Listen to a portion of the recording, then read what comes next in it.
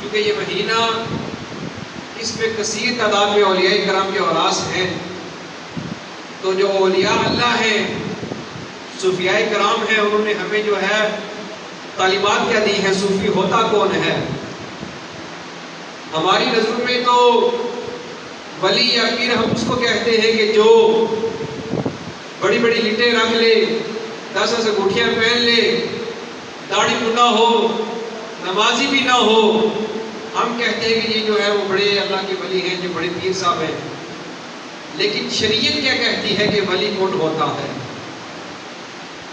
عقل کی جہاں پر انتہا ہوتی ہے، شریعت کی حکمتوں کی وہاں سے ابتدا ہوتی ہے۔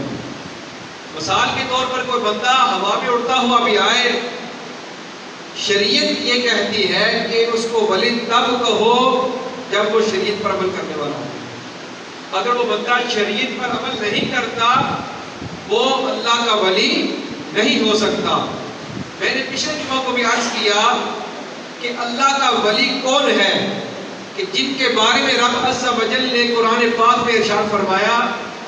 کہ رب عز و جل کا ولی وہ ہے کہ ان کو نہ تو کوئی خوف ہوگا نہ وہ غمزدہ ہوں گے، یعنی وہ جو ایمان لے کر آئے، پکے عقیدے والے ہیں، متقی پرہیزگار ہیں، رب سے ڈرنے والے ہیں، گناہوں سے بچنے والے ہیں، پھر ان کا عقیدہ بھی درست ہے، ان کا عمل اتنا مضبوط ہے کہ ان کے درست عقیدے اور عمل کے سبب رب تعالیٰ ان سے خوف کو دور کر دے گا اور انہیں کوئی بھی غم نہ ہوگا۔